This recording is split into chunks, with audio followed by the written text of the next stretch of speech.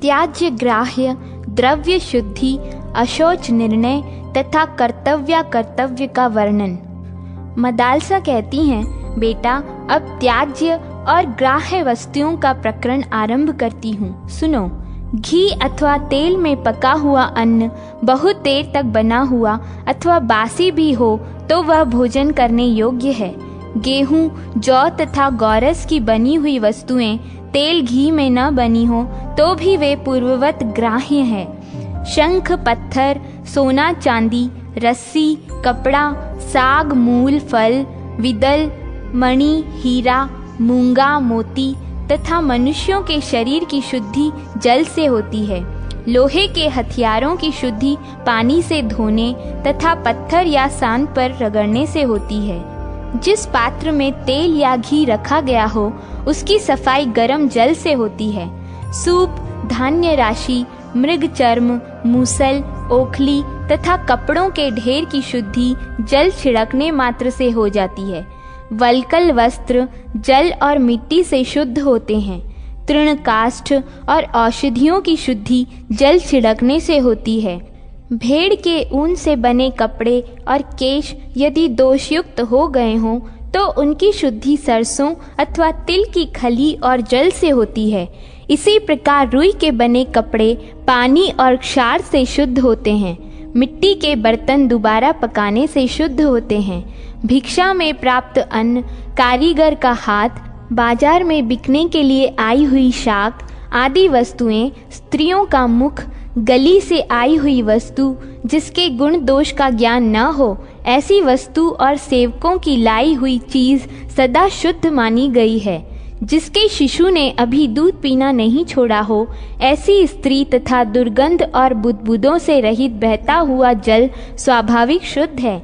समयानुसार अग्नि से तपाने, बुहारने, गायों के चलने फिरने, लीपने, जोतने और सींचने से भूमि की शुद्धि होती है। बुहारने से और देवताओं की पूजा करने से घर शुद्ध होता है।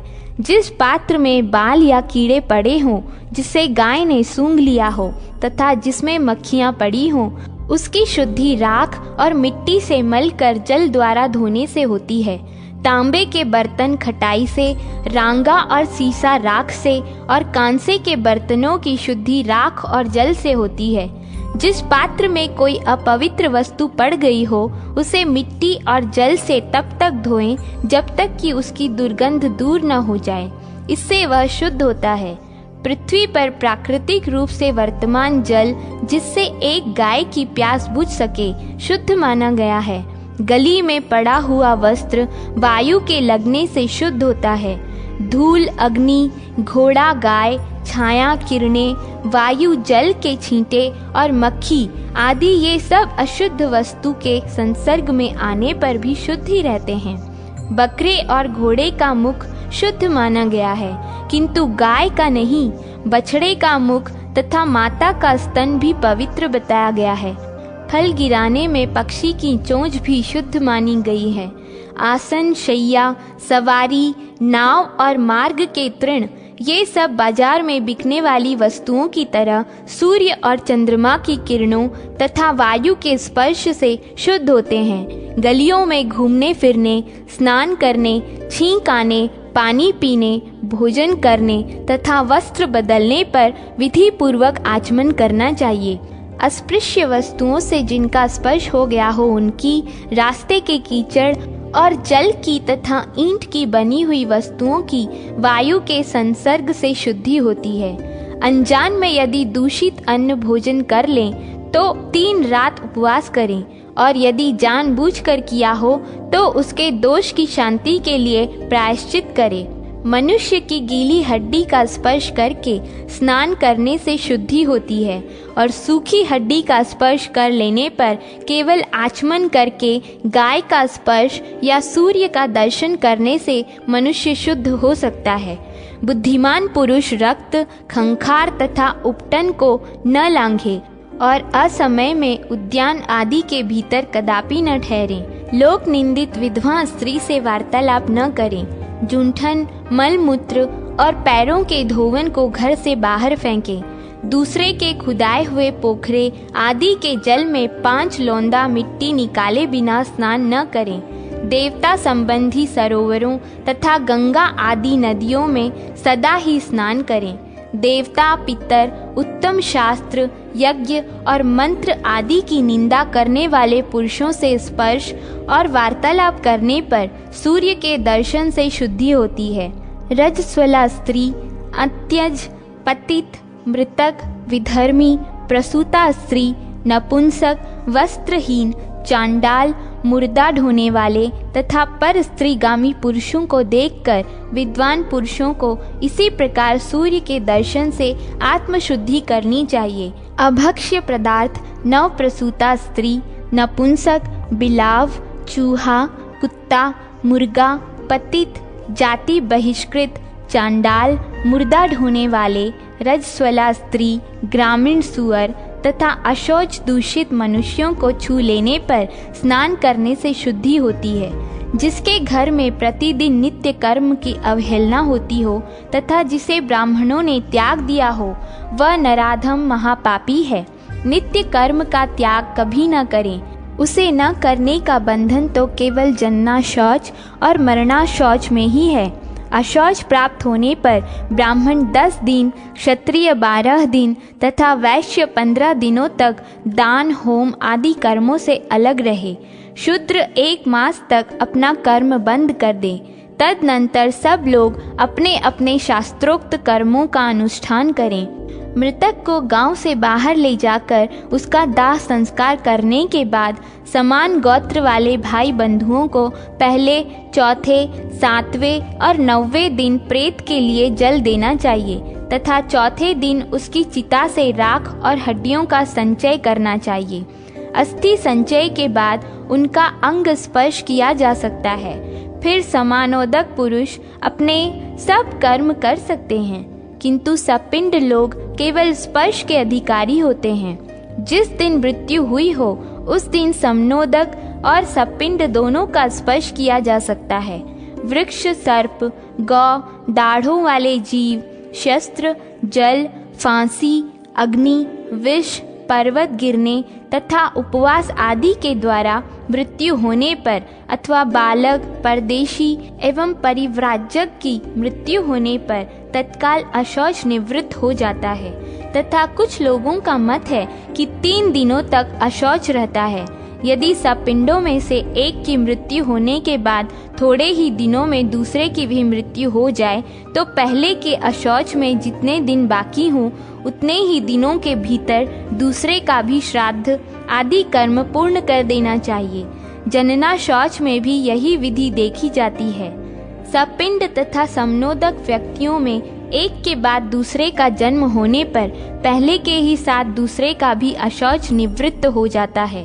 पुत्र का जन्म होने पर पिता को वस्त्र सहित स्नान करना चाहिए। उसमें भी यदि एक के जन्म के बाद दूसरे का जन्म हो जाए तो पहले जन्मे हुए बालक के दिन पर ही दूसरे की भी शुद्धि बताई गई है। लोक में जो जो वस्तु अधिक प्रिय हो तथा घर में भी जो वस्तु अत्यंत प्रिय जान पड़े उसको अक्षय बनाने की इच्छा रखने वाले पुरुष को उचित है कि वह उसे गुणवान व्यक्ति को दे। अशौच के दिन पूरे हो जाने पर जल, वाहन, आयुध, चाबुक और दंड का स्पर्श करके सब वर्णों के लोग पवित्र हो अपने अपने वर्ण धर्म का अनुष्ठान करें, क्योंकि वह इस लोक और परलोक में भी कल्याण देने वाला है। तीनों वेदों का सर्वथा स्वाध्याय करें, विद्वान बने, धर्मानुसार धन का उपार्जन करें और उसे यत्न पूर्वक यज्ञ में लगाएं। जिस कर्म को करते समय अपने मन में घृणा न हो और जिसे महापुरुषों के सामने प्रकट करने में कोई संकोच न हो, ऐसा कर्म निशंक होकर करना चाहिए। बेटा, ऐसे आचरण वाले गृहस्थ पुरुष को धर्म, अर्थ और काम की प्राप्ति होती है तथा इस लोक और परलोक में भी उसका कल्याण होता है। माता से इस प्रकार उपदेश ग्रहण करके राजा ऋतध्वज के पुत्र अलर्क ने युवावस्था में विधि पूर्वक अपना विवाह किया। उससे अनेक पुत्र उत्पन्न हुए। उसने यज्ञों द्वारा भगवान का यजन किया और हर समय वह पिता की आज्ञा का पालन करने में संलग्न रहता था। तदनंतर बहुत समय के बाद बुढ़ापा आने पर धर्मपरायण महाराज ऋतध्वज ने अपनी पत्नी के साथ तपस्या के लिए वन में जाने का विचार किया और पुत्र का राज्याभिषेक कर दिया। उस समय मदालसा ने अपने पुत्र की विषय भोग विषयिक आसक्ति को हटाने के लिए उससे यह अंतिम वचन कहा, बेटा, गृहस्थ धर्म का अवलंबन करके राज्य करते समय यदि तुम्हारे ऊपर प्रिय बंधु के वियोग से, शत्रुओं की बाधा से अथवा धन के नाश से होने वाला कोई असह्य दुख आ पड़े तो मेरी दी हुई इस अंगूठी से यह उपदेश पत्र निकालकर, जो रेशमी वस्त्र पर बहुत सूक्ष्म अक्षरों में लिखा गया है, तुम अवश्य पढ़ना, क्योंकि ममता में बंधा रहने वाला गृहस्थ दुखों का केंद्र होता है। सुमति कहते हैं, यूं कहकर मदालसा ने अपने पुत्र को सोने की अंगूठी दी और गृहस्थ पुरुष के योग्य अनेकानेक आशीर्वाद भी दिए। तत्पश्चात पुत्र को राज्य सौंपकर महाराज कुवलयाश्व और महारानी मदालसा तपस्या करने के लिए वन में चले गए। सुबाहु की प्रेरणा से काशीराज का अलर्क पर आक्रमण, अलर्क का दत्तात्रेय जी की शरण में जाना और उनसे योग का उपदेश लेना। सुमति कहते हैं, पिताजी, धर्मात्मा राजा अलर्क ने भी पुत्र की भांति प्रजा का न्याय पूर्वक पालन किया। उनके राज्य में प्रजा बहुत प्रसन्न थी और सब लोग अपने अपने कर्मों में लगे रहते थे। वे दुष्ट पुरुषों को दंड देते और सज्जन पुरुषों की भली भांति रक्षा करते थे। राजा ने बड़े बड़े यज्ञों का अनुष्ठान भी किया। इन सब कार्यों में उन्हें बड़ा आनंद मिलता था। महाराज को अनेक पुत्र हुए, जो महान बलवान, अत्यंत पराक्रमी, धर्मात्मा, महात्मा तथा कुमार्ग के विरोधी थे। उन्होंने धर्म पूर्वक धन का उपार्जन किया और धन से धर्म का अनुष्ठान किया तथा धर्म और धन दोनों के अनुकूल रहकर ही विषयों का उपभोग किया।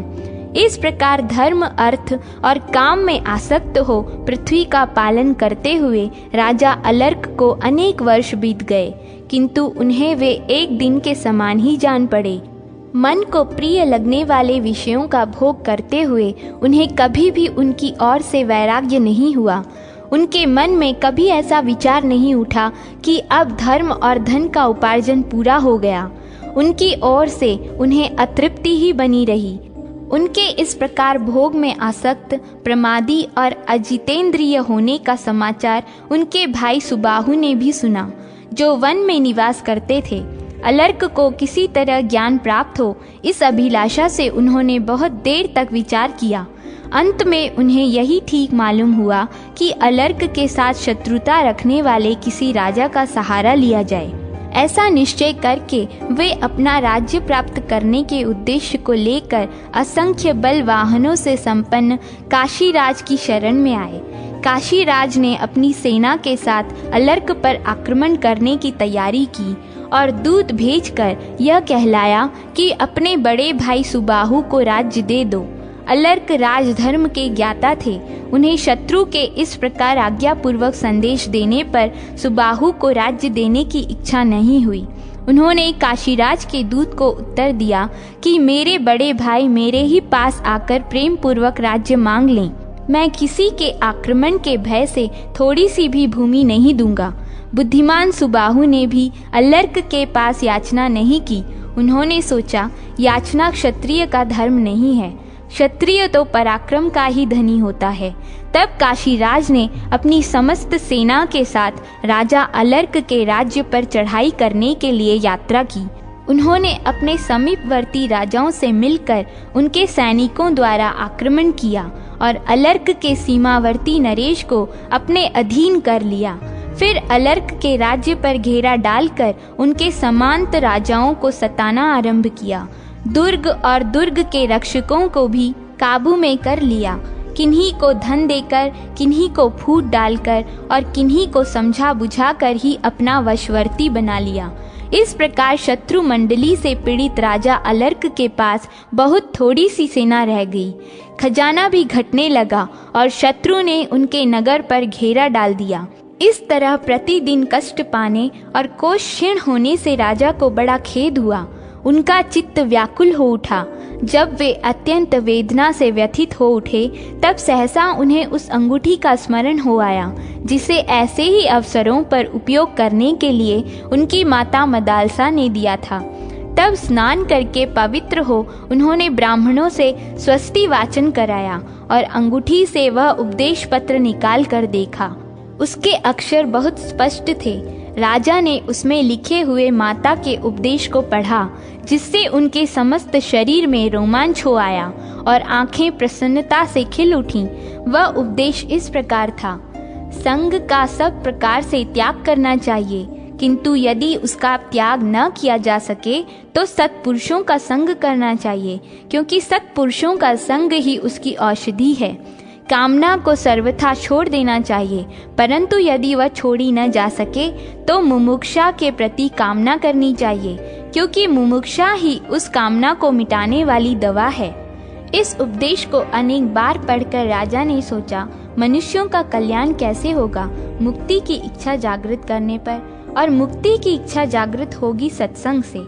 ऐसा निश्चय करके वे सत्संग के लिए चिंतित हुए और अत्यंत आर्त भाव से आसक्ति रहित, पाप शून्य तथा परम सौभाग्यशाली महात्मा दत्तात्रेय जी की शरण में गए। उनके चरणों में प्रणाम करके राजा ने उनका पूजन किया और न्याय के अनुसार कहा, ब्राह्मण, आप शरणार्थियों को शरण देने वाले हैं, मुझ पर कृपा कीजिए। मैं भोगों में अत्यंत आसक्त एवं दुख से आतुर हूँ, आप मेरा दुख दूर कीजिए। दत्तात्रेय जी बोले, राजन, मैं अभी तुम्हारा दुख दूर करता हूँ। सच सच बताओ, तुम्हें किस लिए दुख हुआ है? अलर्क ने कहा, भगवान, इस शरीर के बड़े भाई यदि राज्य लेने की इच्छा रखते हैं तो यह शरीर तो 5 भूतों का समुदाय मात्र है। गुण की ही गुणों में प्रवृत्ति हो रही है, अतः मेरा उसमें क्या है? शरीर में रहकर भी वे और मैं दोनों ही शरीर से भिन्न हैं। यह हाथ आदि कोई भी अंग जिसका नहीं है, मांस, हड्डी और नाड़ियों के विभाग से भी जिसका कोई संपर्क नहीं है, उस पुरुष का इस राज्य में हाथी, घोड़े, रथ और कोष आदि से किंचित भी क्या संबंध है? इसलिए न तो मेरा कोई शत्रु है, न मुझे दुख या सुख होता है, और न नगर तथा कोष से ही मेरा कोई संबंध है। यह हाथी, घोड़े आदि की सेना न सुबाहु की है, न दूसरे किसी की है, और न मेरी ही है। जैसे कलसी, घट और कमंडलू में एक ही आकाश है तो भी पात्र भेद से अनेक दिखाई देता है, उसी प्रकार सुबाहु, काशीराज और मैं भिन्न भिन्न शरीरों में रहकर भी एक ही हैं। शरीरों के भेद से ही भेद की प्रतीति होती है। पुरुष की बुद्धि जिस जिस वस्तु में आसक्त होती है, वहाँ वहाँ से वह दुख ही लाकर देती है। मैं तो प्रकृति से परे हूँ, अतः न दुखी हूँ न सुखी। प्राणियों का भूतों के द्वारा जो पराभव होता है वही दुखमय है। तात्पर्य यह है कि जो भौतिक भोगों में ममता के कारण आसक्त है, वही सुख दुख का अनुभव करता है। दत्तात्रेय जी बोले, नरश्रेष्ठ, वास्तव में ऐसी ही बात है। तुमने जो कुछ कहा है ठीक है। ममता ही दुख का और ममता का अभाव ही सुख का कारण है। मेरे प्रश्न करने मात्र से तुम्हें यह उत्तम ज्ञान प्राप्त हो गया, जिसने ममता की प्रतीति को सेमर की रुई की भांति उड़ा दिया। मनुष्य के हृदय देश में अज्ञान रूपी महान वृक्ष खड़ा है। वह अहंता रूपी अंकुर से उत्पन्न हुआ है। ममता ही उसका तना है। ग्रह और क्षेत्र उसकी ऊंची ऊंची शाखाएं हैं। स्त्री और पुत्र आदि पल्लव हैं। धन धान्य रूप बड़े बड़े पत्ते हैं। वह अनादि काल से बढ़ता चला आ रहा है। पुण्य और पाप उसके 2 पुष्प हैं। सुख और दुख महान फल हैं। वह मोक्ष के मार्ग को रोक कर खड़ा है। अज्ञानियों का संग ही उस वृक्ष के लिए सिंचाई का काम देता है। सकाम कर्म करने की प्रबल इच्छा ही उस वृक्ष पर भ्रमरों की भांति मंडराती रहती है। जो लोग संसार मार्ग की यात्रा से थक कर उस वृक्ष का आश्रय लेते हैं, वे भ्रमपूर्ण ज्ञान एवं मिथ्या सुख के वशीभूत हो जाते हैं। ऐसे लोगों को अत्यंतिक सुख कैसे मिल सकता है? परंतु जो सत्संग रूपी पत्थर पर घिसकर तेज किए हुए विद्या रूपी कुठार से उस ममता रूपी वृक्ष को काट डालते हैं, वे विद्वान पुरुष ही उस मोक्ष मार्ग से जाते हैं। और धूल तथा कांटों से रहित शीतल ब्रह्मवन में पहुंचकर सब प्रकार की वृत्तियों से रहित हो परम आनंद को प्राप्त होते हैं। अलर्क ने कहा, भगवान, आपकी कृपा से मुझे ऐसा उत्तम ज्ञान प्राप्त हुआ है जो जड़ प्रकृति और चेतन शक्ति का विवेक करने वाला है, किंतु मेरा मन विषयों के वशीभूत है, अतः वह इस ज्ञान से स्थिर नहीं हो पाता। मैं नहीं जानता कि इस प्रकृति के बंधन से कैसे छूट सकूंगा, कैसे मेरा इस संसार में फिर जन्म हो, किस प्रकार मैं निर्गुण भाव को प्राप्त हूँ और कैसे सनातन ब्रह्म के साथ एकता प्राप्त करूँ। ब्राह्मण, मुझे ऐसा ही उत्तम योग बताइए जिससे मैं मुक्त हो सकूं।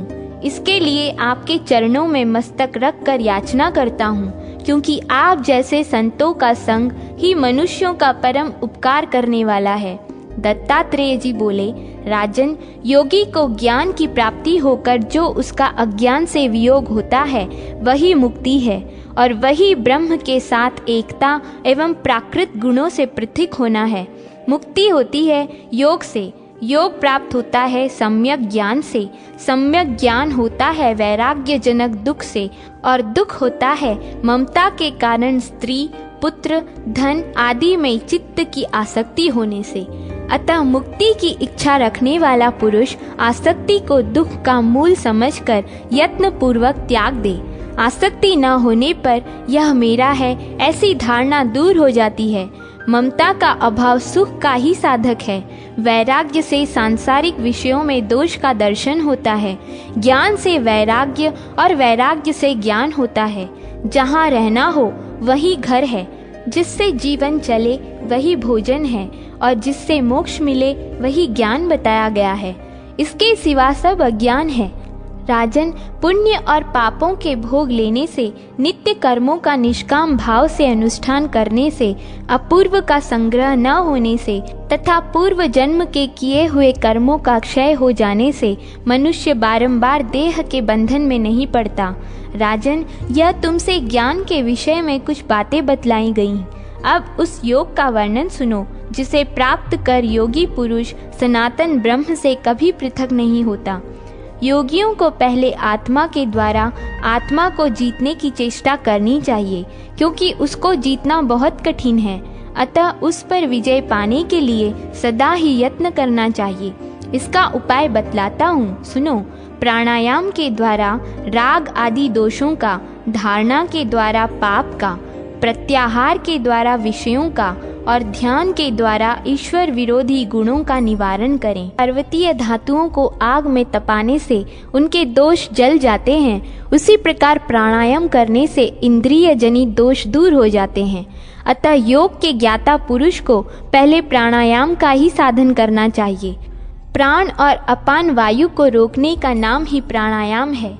यह लघु, मध्य और उत्तरीय के भेद से 3 प्रकार का बताया गया है। अलर्क, अब मैं उसकी मात्रा बतलाता हूँ, सुनो। लघु प्राणायाम 12 मात्रा का होता है। इससे दूनी मात्रा का मध्यम और तिगुनी मात्रा का उत्तरीय अथवा उत्तम बताया गया है। पलकों को उठाने और गिराने में जितना समय लगता है वही प्राणायाम की संख्या के लिए मात्रा कहा गया है।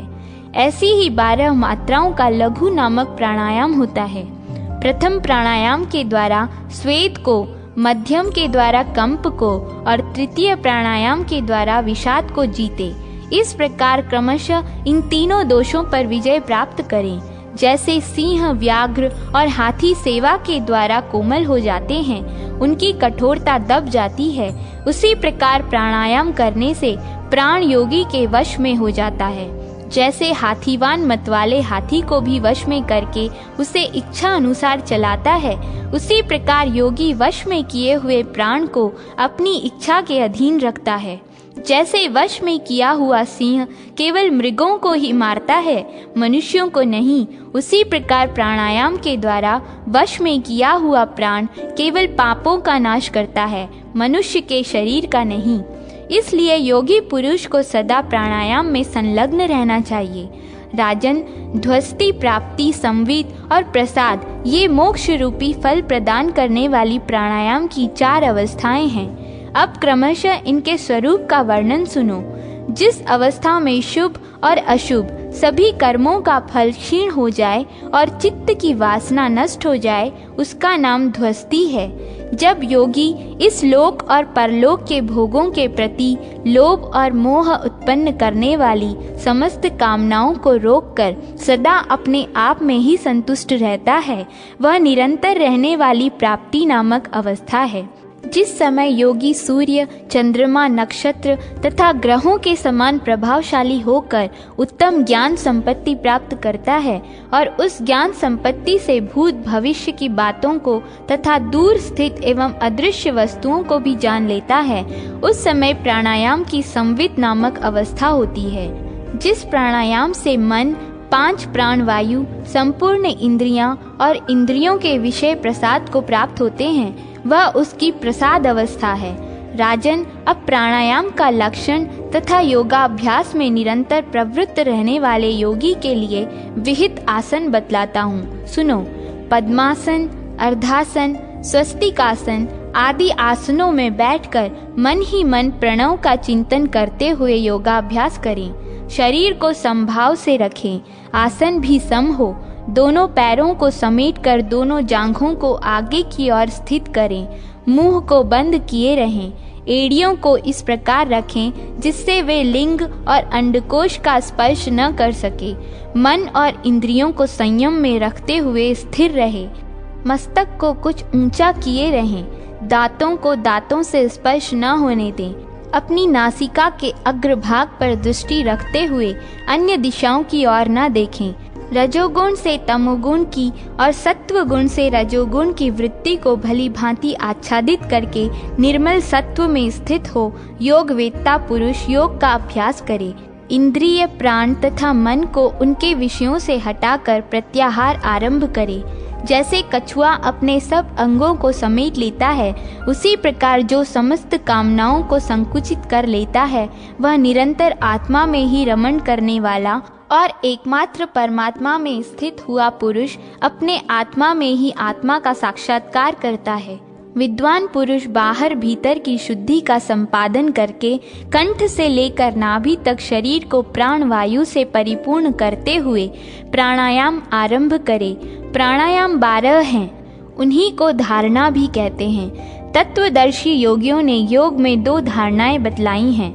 उनके अनुसार योग में प्रवृत्त हुए नियतात्मा योगी के सभी दोष नष्ट हो जाते हैं तथा वह स्वस्थ भी हो जाता है। वह परब्रह्म परमात्मा को और प्राकृत गुणों को पृथक पृथक देखता है, व्योम से लेकर परमाणु तक का साक्षात्कार करता है तथा निष्पाप आत्मा का भी दर्शन कर लेता है।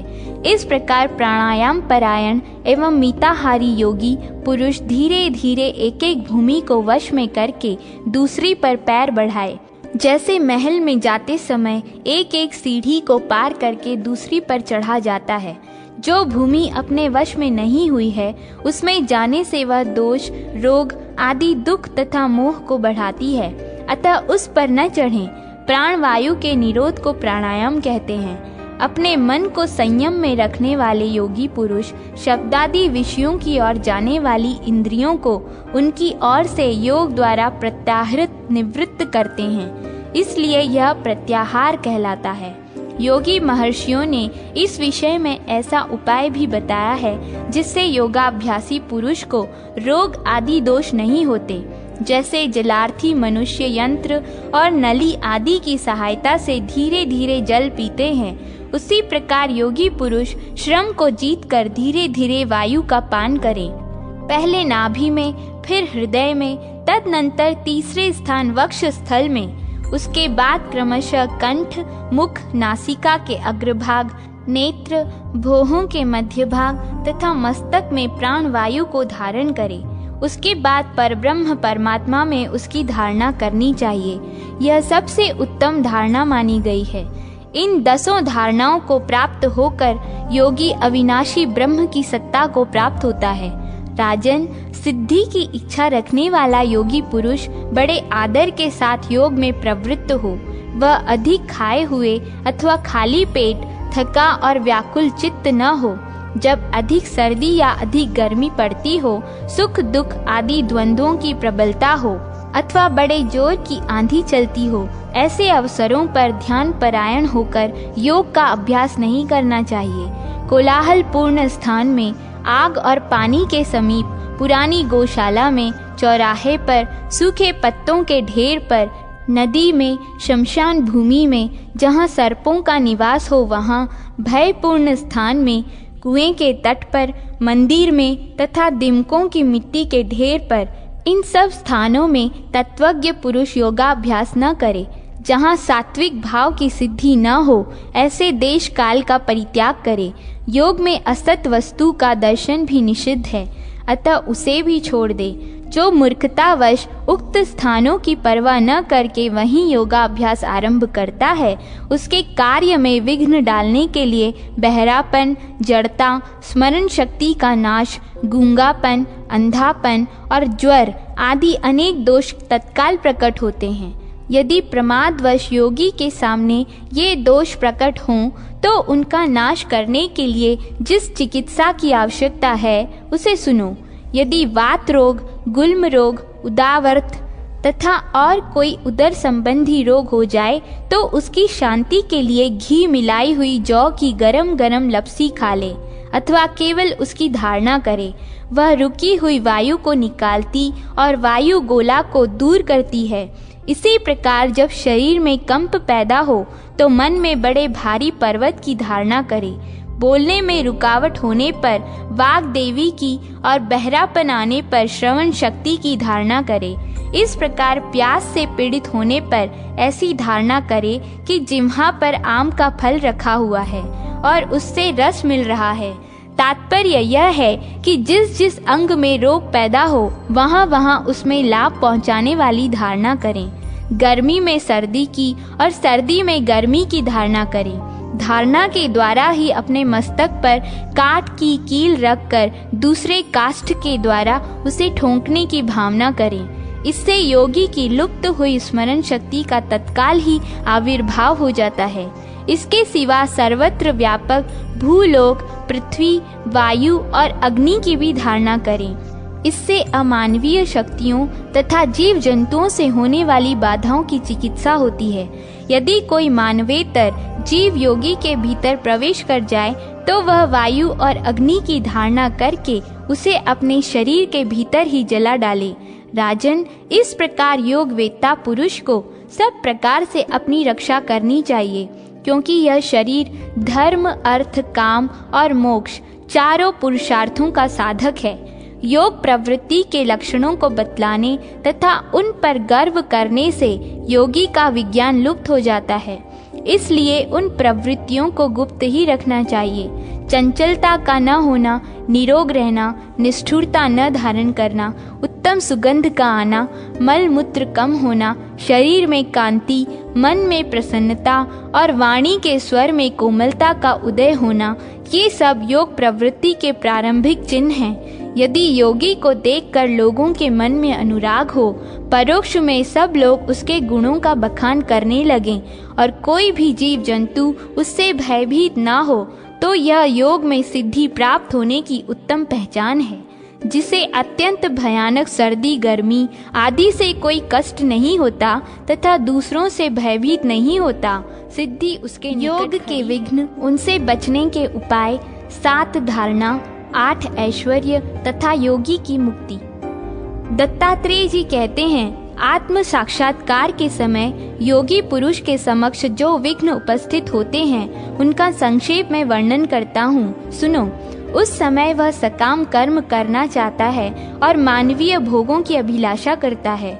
दान के उत्तमोत्तम फल, स्त्री, विद्या, माया, सोना चांदी आदि धन, सोने आदि के अतिरिक्त वैभव, स्वर्गलोक, देवत्व, इंद्रत्व, रसायन संग्रह, उसे बनाने की क्रिया, हवा में उड़ने की शक्ति, यज्ञ, जल और अग्नि में प्रवेश करना, श्राद्धों तथा समस्त दानों का फल तथा नियम, व्रत, इष्ट पूर्त एवं देव पूजा आदि से मिलने वाले फलों की इच्छा करता है।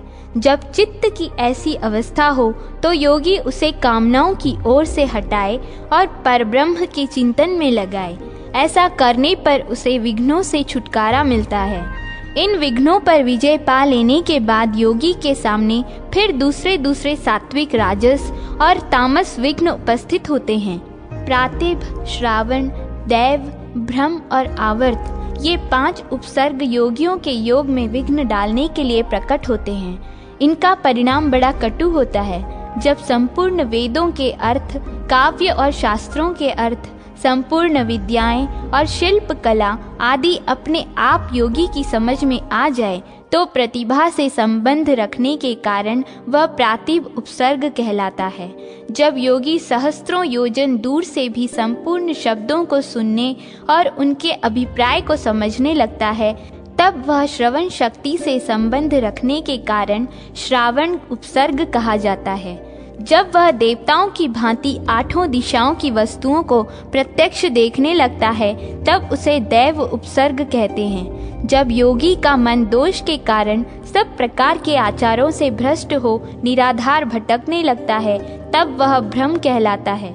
जल में उठती हुई भंवर की तरह जब ज्ञान का आवर्त सब और व्याप्त होकर चित्त को नष्ट कर देता है, तब वह आवर्त नामक उपसर्ग कहा जाता है। इन महाघोर उपसर्गों से योग का नाश हो जाने के कारण संपूर्ण योगी देवतुल्य होकर भी बारंबार आवागमन के चक्र में घूमते हैं।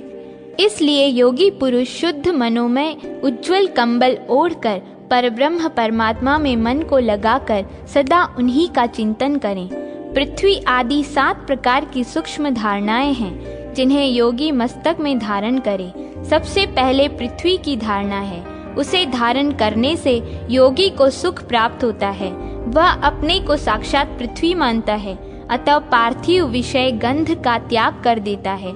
इसी प्रकार वह जल की धारणा से सूक्ष्म रस का, तेज की धारणा से सूक्ष्म रूप का, वायु की धारणा से स्पर्श का तथा आकाश की धारणा से सूक्ष्म प्रवृत्ति तथा शब्द का त्याग करता है। जब अपने मन से धारणा के द्वारा संपूर्ण भूतों के मन में प्रवेश करता है, तब उस मानसी धारणा को धारण करने के कारण उसका मन अत्यंत सूक्ष्म हो जाता है। इसी प्रकार योग वेत्ता पुरुष संपूर्ण जीवों की बुद्धि में प्रवेश करके परम उत्तम सूक्ष्म बुद्धि को प्राप्त करता है और फिर उसे त्याग देता है। अलर्क, जो योगी इन 7 सूक्ष्म धारणाओं का अनुभव करके उन्हें त्याग देता है, उसको इस संसार में फिर आना नहीं पड़ता। जीवात्मा पुरुष क्रमशः इन 7 धारणाओं के सूक्ष्म रूप को देखे और त्याग करता जाए। ऐसा करने से वह परम सिद्धि को प्राप्त होता है। राजन, योगी पुरुष जिस जिस भूत में राग करता है, उसी में आसक्त होकर नष्ट हो जाता है। इसीलिए इन समस्त सूक्ष्म भूतों को परस्पर संसक्त जानकर जो इन्हें त्याग देता है, उसे परम पद की प्राप्ति होती है। 5 भूत और मन बुद्धि के इन 7 सूक्ष्म रूपों का विचार कर लेने पर उनके प्रति वैराग्य होता है, जो सद्भाव का ज्ञान रखने वाले पुरुष की मुक्ति का कारण बनता है। जो गंध आदि विषयों में आसक्त होता है, उसका विनाश हो जाता है और उसे बारंबार संसार में जन्म लेना पड़ता है। योगी पुरुष इन 7 धारणाओं को जीत लेने के बाद यदि चाहे तो किसी भी सूक्ष्म भूत में लीन हो सकता है। देवता, असुर, गंधर्व, नाग और राक्षसों के शरीर में भी वह लीन हो जाता है, किंतु कहीं भी आसक्त नहीं होता। अणिमा, लघिमा, महिमा, प्राप्ति, प्राकाम्य, ईशित्व, वशित्व और कामना वसायित्व, इन 8 ईश्वरीय गुणों को जो निर्वाण की सूचना देने वाले हैं, योगी प्राप्त करता है। सूक्ष्म से भी सूक्ष्म रूप धारण करना अणिमा है और शीघ्र से शीघ्र कोई काम कर लेना लघिमा नामक गुण है। सबके लिए पूजनीय हो जाना महिमा कहलाता है। जब कोई भी वस्तु अप्राय न रहे तो वह प्राप्ति नामक सिद्धि है। सर्वत्र व्यापक होने से योगी को प्रकाम्य नामक सिद्धि की प्राप्ति मानी गई है। जब वह सब कुछ करने में समर्थ ईश्वर हो जाता है तो उसकी वह सिद्धि ईशित्व कहलाती है। सबको वश में कर लेने से वशित्व की सिद्धि होती है। यह योगी का 7वां गुण है, जिसके द्वारा इच्छा के अनुसार कहीं भी रहना आदि सब काम हो सके, उसका नाम काम वसायित्व है। ये ऐश्वर्य के साधनभूत 8 गुण हैं। मुक्त होने से उसका कभी जन्म नहीं होता, वह वृद्धि और नाश को भी नहीं प्राप्त होता। न तो उसका क्षय होता है और न परिणाम। पृथ्वी आदि भूत समुदाय से न तो वह काटा जाता है, न भीग कर गलता है, न जलता है और न सूखता ही है।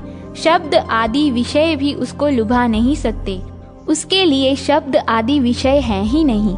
न तो वह उनका भोगता है और न उनसे उसका संयोग होता है। जैसे अन्य खोटे द्रव्यों से मिला और खंड खंड हुआ सुवर्ण जब आग में तपाया जाता है तब उसका दोष जल जाता है और वह शुद्ध होकर अपने दूसरे टुकड़ों से मिलकर एक हो जाता है। उसी प्रकार यत्नशील योगी जब योगाग्नि से तपता है तब अंतःकरण के समस्त दोष जल जाने के कारण ब्रह्म के साथ एकता को प्राप्त हो जाता है। फिर वह किसी से पृथक नहीं रहता। जैसे आग में डाली हुई आग उसमें मिलकर एक हो जाती है, उसका वही नाम और वही स्वरूप हो जाता है, फिर उसको विशेष रूप से पृथक नहीं किया जा सकता। उसी तरह जिसके पाप दग्ध हो गए हैं वह योगी परब्रह्म के साथ एकता को प्राप्त होने पर फिर कभी उनसे पृथक नहीं होता। जैसे जल में डाला हुआ जल उसके साथ मिलकर एक हो जाता है, उसी प्रकार योगी का आत्मा परमात्मा में मिलकर तदाकार हो। योगचर्या, प्रणव की महिमा तथा अरिष्टों का वर्णन और उनसे सावधान होना। अलर्क बोले, भगवान, अब मैं योगी के आचार व्यवहार का यथार्थ वर्णन सुनना चाहता हूँ। वह किस प्रकार के ब्रह्म के मार्ग का अनुसरण करके कभी क्लेश में नहीं पड़ता।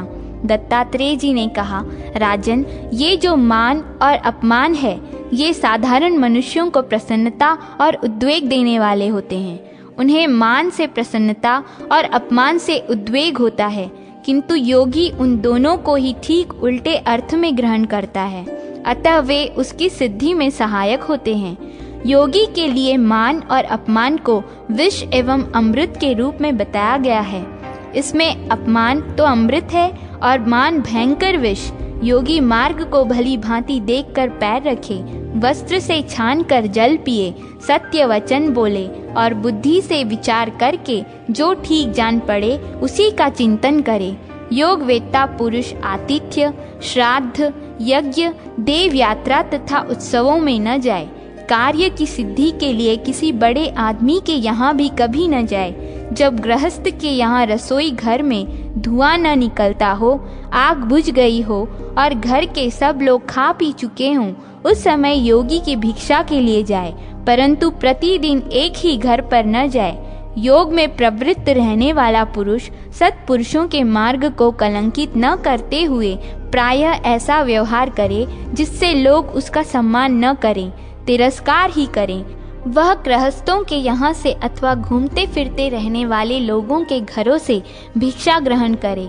इनमें भी पहली अर्थात गृहस्थ के घर की भिक्षा ही सर्वश्रेष्ठ एवं मुख्य है। जो गृहस्थ विनीत, श्रद्धालु, जितेंद्रिय, श्रोत्रिय एवं उदार हृदय वाले हों, उन्हीं के यहाँ योगी को सदा भिक्षा के लिए जाना चाहिए। इनके बाद जो दुष्ट और पतित न हो, ऐसे अन्य लोगों के यहाँ भी वह भिक्षा के लिए जा सकता है, परंतु छोटे वर्ण के लोगों के यहाँ भिक्षा मांगना निकृष्ट वृत्ति मानी गई है। योगी के लिए भिक्षा प्राप्त अन्न जौ की लपसी, छाछ, दूध, जौ की खिचड़ी, फल, मूल, कंगनी, कर्ण, तिल का चूर्ण और सत्तू, ये आहार उत्तम और सिद्धिदायक हैं। अतः योगी इन्हें भक्ति पूर्वक एकाग्र चित्त से भोजन के काम में लें। पहले एक बार जल से आचमन करके मौन हो क्रमशः 5 ग्रासों की प्राण रूप अग्नि में आहुति दें। प्राणाय स्वाहा कहकर पहला ग्रास मुंह में डालें, यही प्रथम आहुति मानी गई है। इसी प्रकार अपानाय स्वाहा से दूसरी, समानाय स्वाहा से तीसरी, उदानाय स्वाहा से चौथी और व्यानाय स्वाहा से 5वीं आहुति दें। फिर प्राणायाम के द्वारा इन्हें पृथक करके शेष अन्न इच्छा अनुसार भोजन करें। भोजन के अंत में फिर एक बार आचमन करें। तत्पश्चात हाथ मुंह धोकर हृदय का स्पर्श करें। चोरी न करना, ब्रह्मचर्य का पालन, त्याग, लोभ का अभाव और अहिंसा, ये भिक्षुओं के 5 व्रत हैं।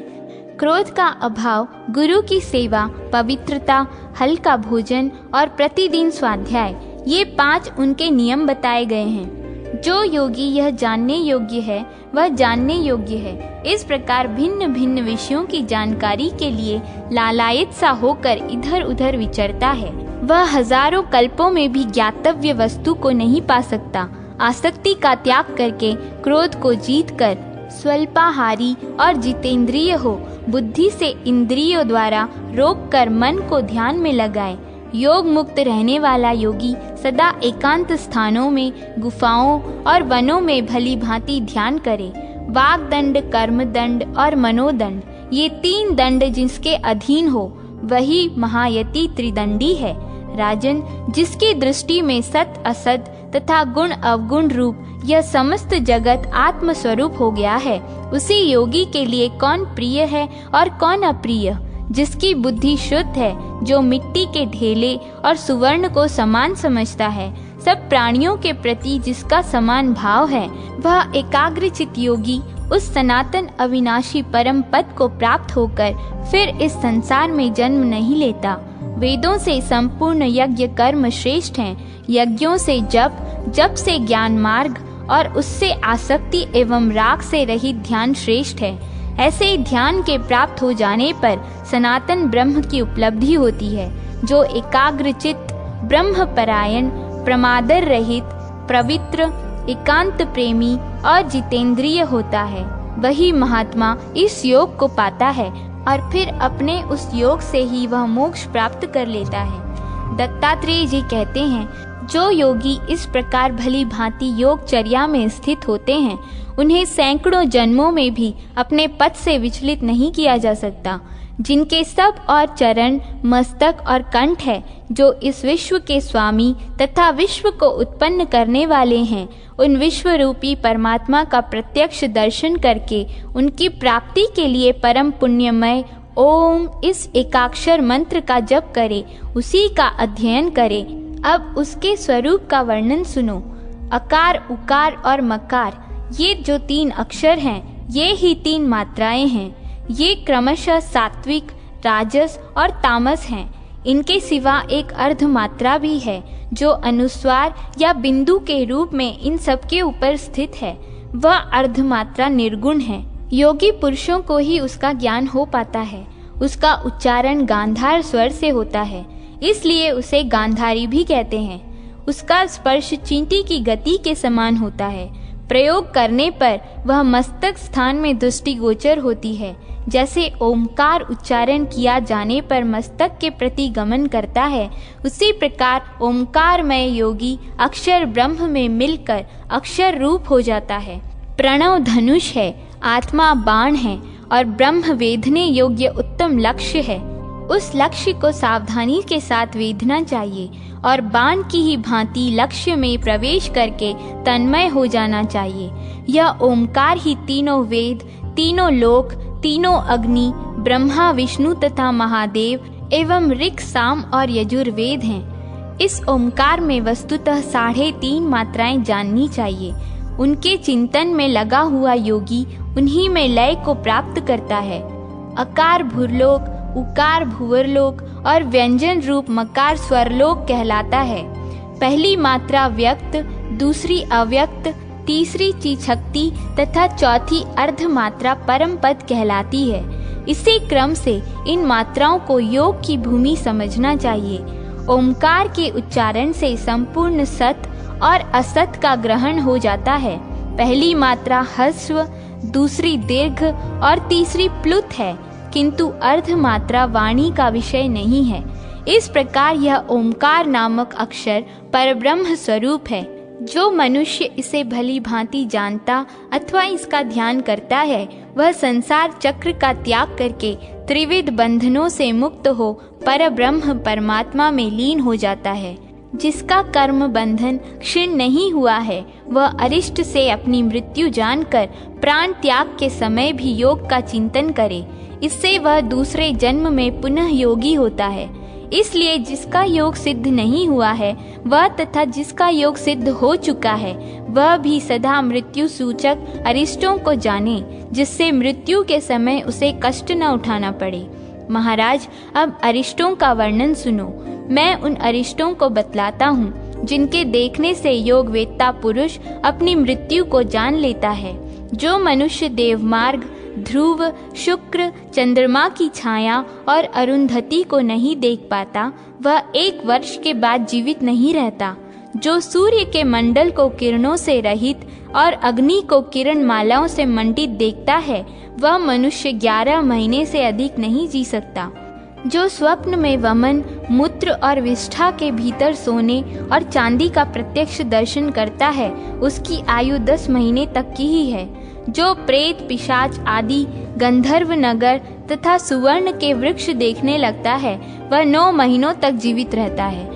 जो अकस्मात स्थूल शरीर से दुर्बल शरीर का हो जाता है या दुर्बल से स्थूल हो जाता है तथा जिसकी प्रकृति सहसा बदल जाती है, उसका जीवन 8 महीने तक ही रहता है। धूल या कीचड़ में पैर रखने पर जिसकी एड़ी या पदाग्र भाग का चिन्ह खंडित दिखाई दे, वह 7 मास तक जीवित रहता है। यदि गिद्ध, कबूतर, उल्लू, कौआ, मांसखोर पक्षी या नीले रंग का पक्षी मस्तक पर बैठ जाए तो वह 6 मास आयु शेष रहने की सूचना देता है। यदि कौवे आकर चोंच मारे या धूल की वर्षा से आहत होना पड़े तथा अपनी छाया और तरह की दिखाई दे तो वह 4-5 महीने ही जीवित रहता है।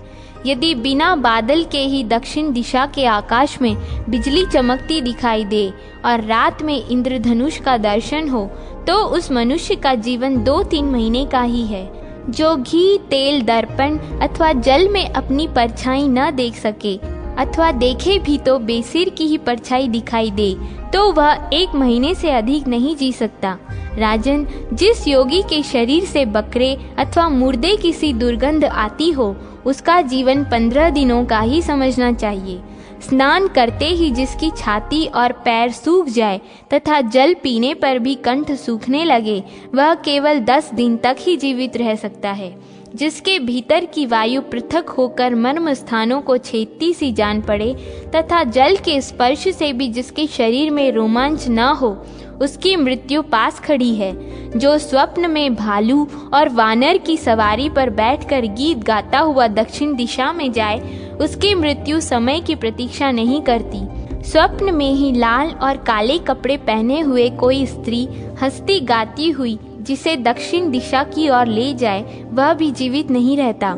यदि स्वप्न में नंगा एवं मूढ़ मुड़ाया हुआ कोई महाबली मनुष्य हंसता और उछलता कूदता दिखाई दे तो समझना चाहिए कि मौत आ गई।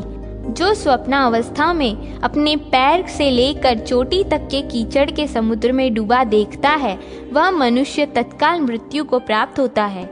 जो स्वप्न में केश, अंगारे, भस्म, सर्प और बिना पानी की नदी देखता है, उसकी 10वें से लेकर 11वें दिन तक मृत्यु हो जाती है। स्वप्न में विकराल, भयंकर और काले रंग के पुरुष हाथों में हथियार लिए जिसको पत्थरों से मारते हैं, उसकी तत्काल मृत्यु हो जाती है। सूर्योदय के समय जिसके सम्मुख और बाएं दाएं गीदड़ी रोती हुई जाए, उसकी तत्काल मृत्यु निश्चित है। भोजन कर लेने पर भी जिसके हृदय में भूख का कष्ट होता हो तथा जो दांतों से दांत घिसता रहे, उसकी आयु भी निश्चित ही समाप्त हो चुकी है। जिसको दीपक की गंध का अनुभव न होता हो, जो रात और दिन में भी डरता हो तथा दूसरे के नेत्र में अपनी परछाई न देखता हो, वह जीवित नहीं रहता। जो आधी रात के समय इंद्रधनुष और दिन में तारों को देख ले, वह आत्मवेत्ता पुरुष अपनी आयु क्षीण हुई समझे। जिसकी नाक टेढ़ी और कान ऊंचे नीचे हो जाते हैं तथा जिसके बाएं नेत्र से सदा पानी गिरता रहता है, उसकी आयु समाप्त हो चुकी है।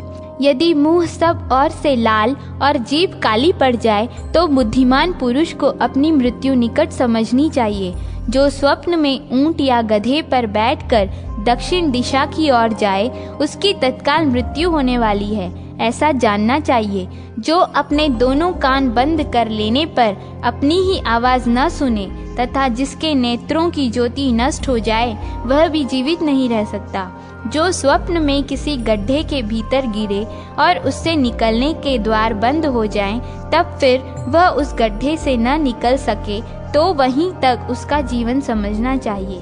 जिसकी दृष्टि ऊपर की ओर उठे किंतु वहां ठहर न सके, बार बार लाल होकर घूमती रहे, मुंह गर्म हो और नाभि शीतल हो जाए तो ये लक्षण मनुष्य के शरीर परिवर्तन की सूचना देते हैं। जो स्वप्न में अग्नि या जल के भीतर प्रवेश करके फिर न निकले, उसके जीवन का वही अंत है। जिसको दुष्ट जीव रात में और दिन में भी मारें, वह 7 रात के भीतर निश्चय ही मृत्यु को प्राप्त हो जाता है। जो अपने निर्मल श्वेत वस्त्र को भी लाल या काले रंग का देखे, उसकी भी मृत्यु निकट समझनी चाहिए। स्वभाव का विपरीत होना और प्रकृति का बिल्कुल बदल जाना भी मृत्यु के निकट होने की सूचना देते हैं। जिसका काल निकट आ गया है, वह मनुष्य जिनके सामने सदा विनीत रहता है, जो लोग उसके परम पूजनीय थे, उन्हीं की अवहेलना और निंदा करता है। वह देवताओं की पूजा नहीं करता, बड़े बूढ़ों, गुरुजनों तथा ब्राह्मणों की निंदा करता है। माता पिता तथा दामाद का सत्कार नहीं करता। इतना ही नहीं, वह योगियों, ज्ञानी विद्वानों तथा अन्य महात्मा पुरुषों के आदर सत्कार से भी मुंह मोड़ लेता है। बुद्धिमान पुरुषों को मृत्यु के इन सब लक्षणों की जानकारी रखनी चाहिए।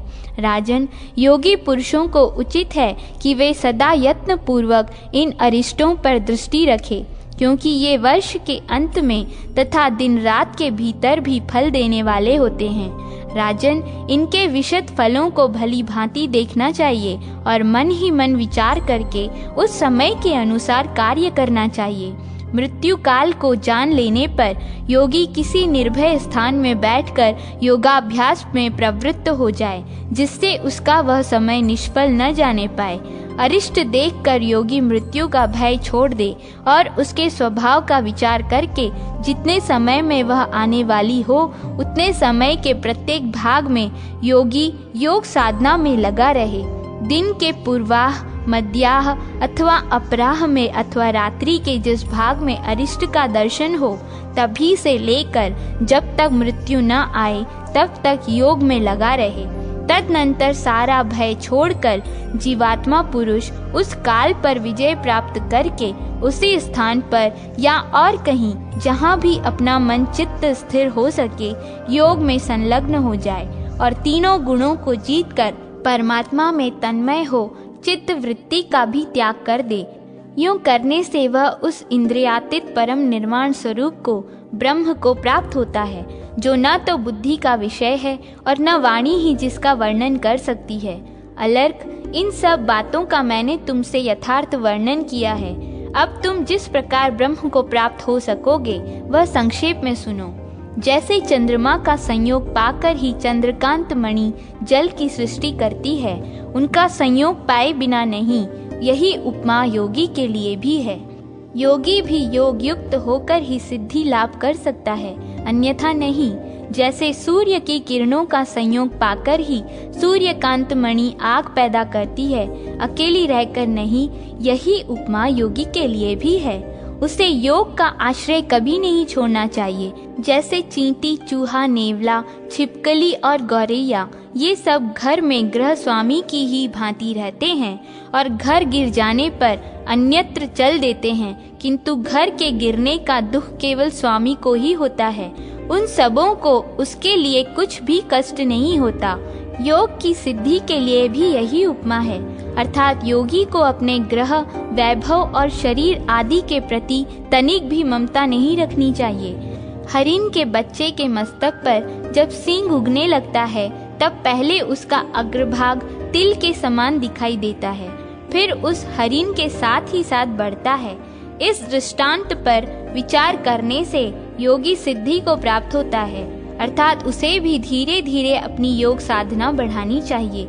जैसे मनुष्य रोग से पीड़ित होने पर भी अपनी इंद्रियों से काम लेता ही है, उसी प्रकार योगी बुद्धि आदि परकीय साधनों से, जो आत्मा से सर्वथा भिन्न हैं, परम पुरुषार्थ का साधन करे।